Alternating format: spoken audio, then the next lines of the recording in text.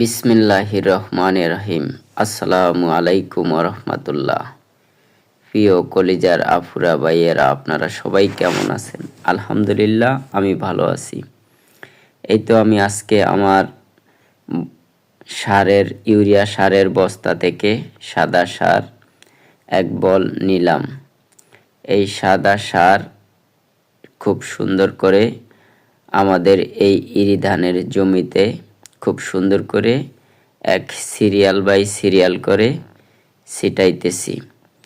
কোথাও যেন কম বা বেশি না হয়, এক নিয়মে ছিটাইতেছি, যাতে করে ধান গাছগুলো শক্তি সঞ্চয় হয় এবং শক্তি পেয়ে বেড়ে উঠতে পারে।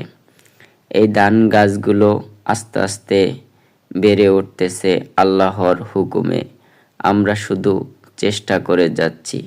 চেষ্টা মানুষের সাফল্যের চাবিকাঠি। তাই তো সর্বোচ্চ দিয়ে চেষ্টা করতে হবে। তাই এই যে এটা আমাদের পুরা ইরি ধান ক্ষেত। এখানে আজকে আমি খুব সিরিয়াল করে সাদা সার ছিটাইতেছি। কোথাও যেন কম বা বেশি যেন না হয়, এক নিয়মে ছিটাচ্ছি, যাতে করে এই ধান গাছগুলো বড় হইতে অনেক শক্তি পায়।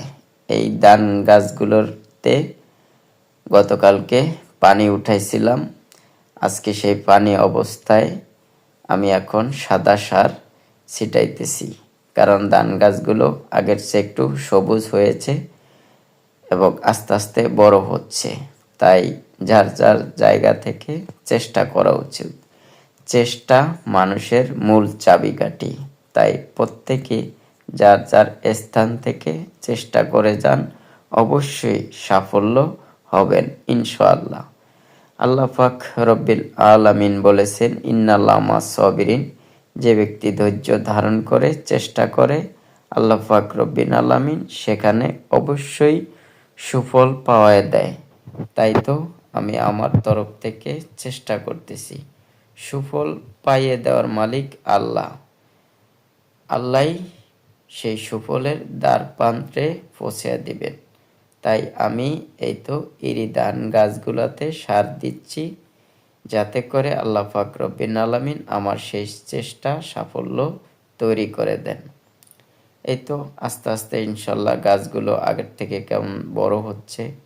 গাছগুলো সবুজে ভরপুর এবং কালারটাও অনেক সুন্দর, ভিউটাও অসাধারণ। ভিডিওটা কেমন লাগছে অবশ্যই কমেন্টে জানাবেন। যদি ভিডিওটি ভালো লেগে থাকে পাশে থাকতে পারেন। এরকম নিত্য নতুন গ্রামের সকল সাইটের ভিডিওগুলো পেতে হলে গ্রামের জীবন সংসারে পাশে থাকুন। ভালোবাসা দিয়ে কাছে রাখুন। অবশ্যই ভালোবাসা অবিরাম।